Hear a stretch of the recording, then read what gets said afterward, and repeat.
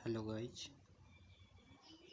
ये आज मैं पाइथागोरस ट्रिक है या नहीं उसके बारे में बताने जा रहे हैं। तो ध्यान से देखिए और समझें, सीखें। ये वर्ग 8 का क्वेश्चन है, प्रश्नावली 5.1 का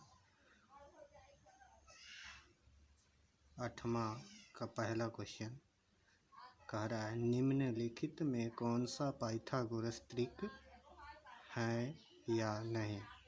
तो हम आप पहला सवाल लिए हैं, ये रहा पहला सवाल। इसमें हम 3 सवाल लिए हैं। पहला है 1, 2, 3।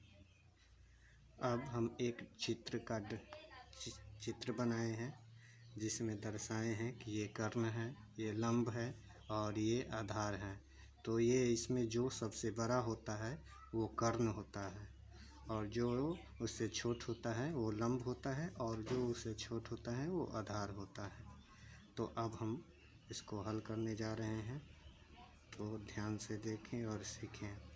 तो हम यहाँ पर दर्शा लिए हैं कि कर्ण का मान जो है 3 है और उसके बाद है लंब लिख लेंगे। लंब का मान है जो 2 और आधार का मान है 1। अब यहाँ पर हम लिखने के बाद यहाँ पर एक फार्मूला लगाएंगे। फार्मूला होता है कर्ण का स्क्वायर बराबर लंब का स्क्वायर जोड़ आधार का स्क्वायर। ये फार्मूला होता है, फार्मूला को याद कर लें क्योंकि पाइथागोरस ट्रिक में ये फार्मूला यूज होता है। तो कर्ण को हम मान निकाल चुके हैं, तो ये है 3 का स्क्वायर हो जाएगा इक्वल यानी बराबर। उसके बाद है लंब का मान है 2, यहाँ पर ही रख लेंगे। फिर है जोड़ का जोड़, फिर है आधार का मान है 1 रख लेंगे। उसके बाद स्क्वायर करेंगे, सबको स्क्वायर करेंगे तो ये हो जाएगा 9। इसका स्क्वायर करेंगे तो ये हो जाएगा 4। ये जोड़ का जोड़, ये हो जाएगा 1 का स्क्वायर 1। अब हम इसको आगे हल करेंगे। ये हो जाएगा 9 का 9 बराबर 4 और 1 को जोड़ेंगे तो हो जाएगा 5। 4 और 1 को जोड़ेंगे तो हो जाएगा 5। 4 और 1 को जोड़े तो कितना हो गया 5। अब जब ये हल करने के बाद हम देखेंगे कि ये 9 बराबर 5। अगर 9 बराबर 5 के नहीं है तो ये पाइथागोरस ट्रिक नहीं होगा।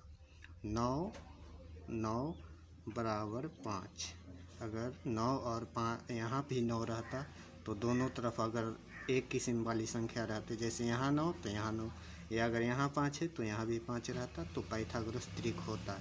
अगर यहाँ 9 है यहाँ 5 है तो पाइथागोरस ट्रिक नहीं है। यहाँ लिखेंगे पाइथागोरस ट्रिक नहीं है। यही हमारा क्या हो जाएगा, आंसर हो जाएगा। ये पाइथागोरस ट्रिक नहीं है। चलो दोस्त, हम दूसरा बनाते हैं, दूसरा देखते हैं। नंबर 2, दूसरा नंबर है क्वेश्चन था। दूसरा नंबर क्वेश्चन था 3, 4, 5। तो अभी हम कहे थे कि जो बर होगा वो होगा कर्ण। यहाँ पर लिख लेंगे कर्ण बराबर 5। उसके बाद जो उससे छोट होगा वो होता है लंब हो जाएगा 4 और उसके बाद जो छोट होता है वो हो जाएगा आधार होता है 3। अब हम फार्मूला लगाएंगे कर्ण का स्क्वायर बराबर लंब का स्क्वायर जोड़ आधार का स्क्वायर। अब ये फार्मूला लिखने के बाद मान बैठा देंगे। मान है कर्ण का मान 5 का स्क्वायर हो जाएगा बराबर लंब का मान है 4 का स्क्वायर हो जाएगा।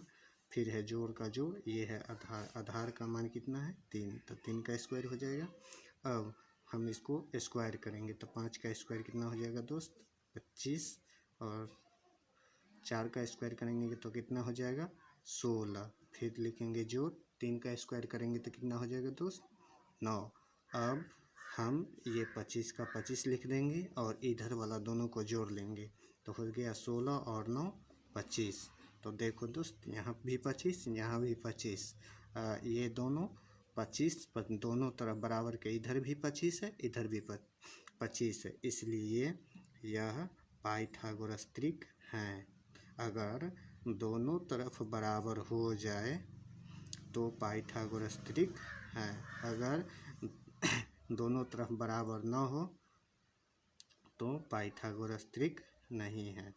यही हमारा आंसर हो जाएगा। बहुत आसान सा सवाल है। अब तीसरा सवाल आपके लिए, तीसरा सवाल है 2,3। अब ये तीसरा सवाल को हल कर दोस्त कमेंट में इसका आंसर दें और आपका 8वां क्लास के कोई भी किताब, 8वां क्लास के कोई भी पाठ से अगर आपका कोई भी सवाल सॉल्व नहीं हो रहा है तो हमें कमेंट कर अपना सवाल बताएं। हम आपको इसका आंसर अगले वीडियो में पोस्ट करेंगे। थैंक यू, धन्यवाद।